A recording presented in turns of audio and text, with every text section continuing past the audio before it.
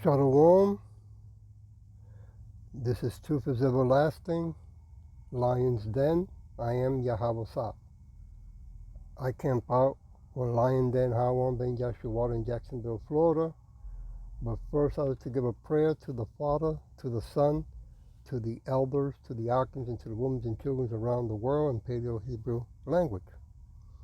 Kal Halayim La Yahweh, Bahashem Yahweh Shai, Bahashem Ha-Rokah Kodash Mahamath, in the name of Yahweh Shai, in spirit and holy and in truth.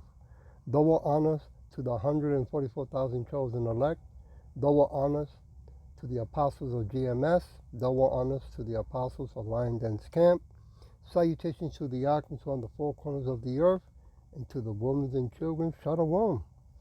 Well, here popped up another video, so the Spirit moved me to do a lesson on it. How one Jewish family built Shanghai and controlled China's opium trade. Rothschild. How you like that? As you can see in the bottom, the Rothschild family in the Wikipedia, Akhenaten, right? These are the people that own banks, right, that we are forced to do business with. These are the people that all the tax money of America is going to over there in Israel as well, right? And remember, these Jewish people, right, Rothschild and the rest of the other families, they have children who are grown up all over the world who are doing the wickedness behind the scene, right? They're not showing their faces, okay? But anyway, the title of this lesson, they shall be destroyed forever, okay? So let me play it. Here we go. The Rothschilds controlled European banking, but there was another Jewish family you've never heard of that made the Rothschilds look poor. At their peak, the Sassoons controlled 70% of all opium flowing into China. 70%. They didn't just influence Shanghai's economy, they owned it. The docks, the mills, the banks, the real estate, everything. Here's what nobody tells you about the British Empire's conquest of China. It wasn't led by the British government. It was orchestrated by one family of Iraqi Jewish refugees who turned opium addiction into the largest fortune in Asian history. They addicted an entire nation, made billions, built an empire that stretched from Bombay to London. And when it all collapsed, they walked away with their wealth intact while millions... Slacker, to the so-called Negros, Latinx, and speckled birds, remember that they're doing the same thing here in so-called America, right? In the ghettos, they bring in all kinds of candies, right, to put it in better words, and then they start accusing our people that they're the ones bringing it in, making it, and selling it, right? When they were the ones who brought it in, gave it to our people. Once it became an addict, then they put them out to sell in the streets. Then, let me play it. ...died. The British called them the Rothschilds of the East. The Chinese called them something else entirely. Drug lords, colonial parasites, the architects of China's century of humiliation. But what nobody knows is how they did it. How a family fleeing persecution in Baghdad became more powerful than the British East India Company. How they manipulated two empires, started wars, and built Shanghai into the Paris of the East, all on the backs of opium addicts. This is the story of the Sassoons, and I'm warning you now, it's not pretty. Chapter 1, Baghdad Exodus. David Sassoon wasn't supposed to be a refugee. Born in 1792 in Baghdad, he grew up in one of the city's most prominent Jewish families. His father, Saleh Sassoon, served as the chief treasurer to the pashas who governed Baghdad under Ottoman rule. The family lived in a massive courtyard house in the Jewish quarter. They wore fine silks. They read Hebrew and Arabic fluently. They were, by every measure, Baghdad's Jewish elite. The Sassoon name meant something. Sheikh Sassoon, as David's father was known, didn't just manage finances. He arbitrated disputes, represented the Jewish community to Muslim authorities, and controlled access to Ottoman patronage. When you needed something done in Baghdad, you went through the Sassoons. David absorbed this world completely. By his 20s, he spoke 5 languages: Hebrew, Arabic, Persian, English, and Hindustani. He understood accounting, trading networks, and most importantly, how to navigate between cultures. Skills that seemed ordinary in cosmopolitan Baghdad would become priceless in the chaos that followed. Everything shattered in 1828. Dawood Pasha, the Ottoman governor, turned paranoid. He saw conspiracies everywhere, started confiscating property, executing perceived enemies. The Sassoons, with their wealth and connections, became targets. Sheikh Sassoon died. Some sources say from stress, others whisper about poison. David, now the family leader at 36, faced an impossible choice: stay and risk everything, or run. He ran, first to Bushehr on the Persian Gulf in 1828. But Persia offered no real opportunities for a Jewish merchant without connections, so in 1832 he moved again, to Bombay, the crown jewel of British India. You need to understand what Bombay looked like in 1832. This wasn't the cosmopolitan metropolis it would become. The British had only controlled it for 170 years. David arrived with his wife, 8 children, and whatever portable wealth he'd managed to smuggle out of Baghdad. He rented space in the Bombay Fort area, where most foreign merchants operated. And then he did something brilliant. He refused to anglicize. While other immigrant merchants adopted British names, British dress, British customs, David kept his Arabic name, kept wearing traditional robes, kept his son studying Hebrew. The Sassoon household remained Orthodox, strictly kosher, Shabbat observant, Hebrew-speaking. This wasn't just cultural pride, this was strategy. You see, Bombay's economy ran on networks: Parsi networks, Gujarati networks, British networks. Each community controlled different trades through bonds of trust and shared language. David couldn't break into British networks. He was too foreign. He couldn't penetrate Parsi networks. He wasn't born into them. But he could create his own network, a Jewish trading house that connected Baghdad, Calcutta, Bombay, and eventually Canton. His first moves were cautious. He traded cotton, shipped textiles, nothing dramatic. But he was watching, learning, building relationships with other Baghdadi Jewish merchants who'd also fled to India, creating a community of trust in a city where trust was currency. The breakthrough came when he noticed something the British desperately wanted but couldn't easily access: opium distribution networks. The East India Company controlled opium production in Bengal. They grew it, processed it. But selling it in China, that required different skills, required merchants who could operate in Canton, navigate Chinese compradors, deal in multiple currencies, and crucially, operate outside official British channels because China had banned opium. David had those skills. His sons spoke multiple languages. His Baghdad connections gave him credibility with Middle Eastern traders operating in Asian ports. And his outsider status, not British, not Chinese, not beholden to the East India Company, made him perfect for the shadow economy of contraband. In 1832, David Sassoon and Sons officially opened for business. The firm's letterhead was in Hebrew. The business language was Arabic. But the commodity that would make them billions was opium, grown in India, shipped to China, sold to addicts. By 1837, just 5 years after arriving in Bombay, David had established a permanent agent in Canton. His son Elias Sassoon managed the Chinese operations. The family business was no longer about textiles or general trade. It was about opium, specifically about becoming the middleman between British production and Chinese addiction. The numbers started small, a few chests here and there. But David understood something crucial. The British would go to war to keep this trade flowing. The Chinese emperor had banned opium, confiscated foreign stocks, and executed dealers. Most merchants would have seen this as a crisis. David saw it as an opportunity. When the First Opium War erupted in 1839, David Sassoon and Sons was perfectly positioned. While British traders fled Canton, the Sassoons maintained their networks. While other firms collapsed, the Sassoons bought their contacts, their roots, their Chinese partnerships. By 1842, when Britain forced China to sign the Treaty of Nanking, the Sassoon network stretched from Bombay to Hong Kong. They had offices in Calcutta, warehouses in Canton, agents in Singapore. And with the new treaty ports opening, Shanghai, Ningbo, Fuzhou, Xiamen, David had a decision to make. He could stay in the established Canton trade, or he could gamble on Shanghai, a city that barely existed, a port that was literally just mudflats and fishing villages. David Sassoon made his choice. He sent his second son, Elias, north to Shanghai with clear instructions: establish dominance before anyone else realizes what this city will become. But this wasn't the end of the Sassoon story. This was just the foundation.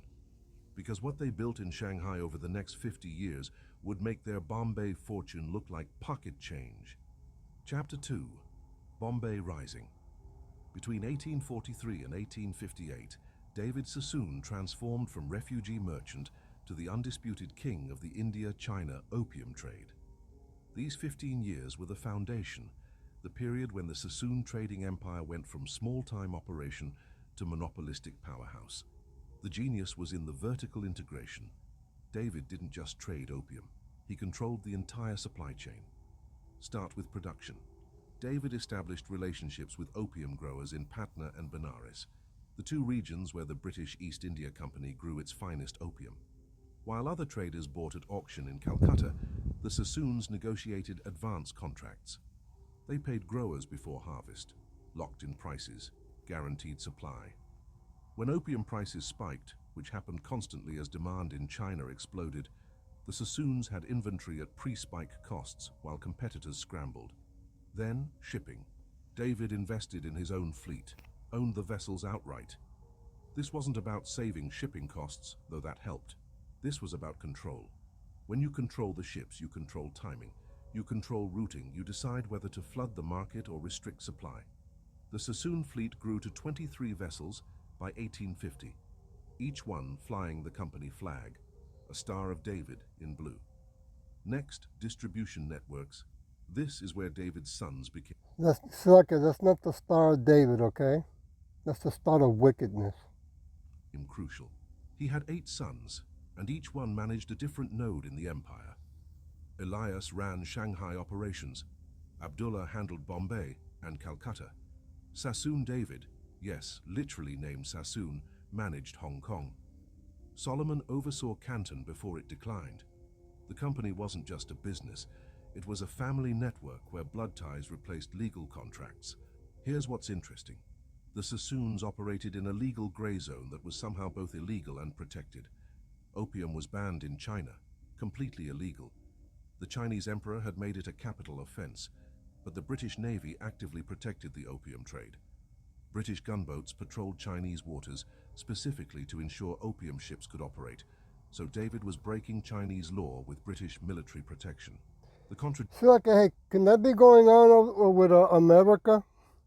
Blaming Venezuela, but they actually moving their stuff? Allegedly? I'm just saying. Slacker. Contradiction was the point. The British government officially opposed the opium trade, claimed it was a private enterprise, nothing to do with Her Majesty's government. But when Chinese authorities seized opium or arrested dealers, British warships responded with bombardment. David understood this hypocrisy perfectly and exploited it ruthlessly. By 1850, David Sassoon and Sons was moving approximately 4,000 chests of opium per year into China. Each chest weighed about 140 pounds. That's 560,000 pounds of opium annually. The profit margin? Roughly 400%. You bought opium in India for $300 per chest. You sold it in Shanghai for $200 per chest. Sometimes more if supply tightened. Do the math. 4,000 chests at $900 profit per chest equals 3.6 million in annual profits. In 1850 dollars, that's equivalent to roughly $120 million annually in today's money. Okay, let me stop it right there. So you can see the wickedness that these Edomites and these Ashkenazis are, okay? I want to go to Psalm chapter 92, verse 7. When the wicked spring as the grass, and when all the workers of iniquity do flourish, it is that they shall be destroyed forever. And that's what's going on, that now that they are around the world, flourishing. Now all truth, all the hidden secrets are coming out plus more, right? Like the elder said of the GMS, Apostle Taha, I forgot what Edomite said it, but they regret that the internet is openly, freely for everyone to use, because it really opened the door to show who are the wicked and what they've been doing around the world, you know? I want to go to Job chapter 21. Give me a minute. Verse 7. Wherefore do the wicked live, become old, yet are mighty in power? Yeah, you know, they get old, they pass their wealth to their children's children, you know. It doesn't stop. It just keeps getting worse, okay? But that's all right. You know, let's go to verse 14. Therefore they say unto Yahweh, depart from us, for we desire not the knowledge of thy ways. Yeah, the Jews don't care nothing about Yahweh the Father, nor Yahweh Shai. Okay?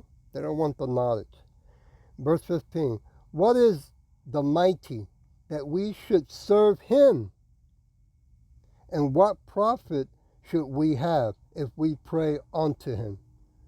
You know, they don't see the honor, nor do they respect the Creator, right?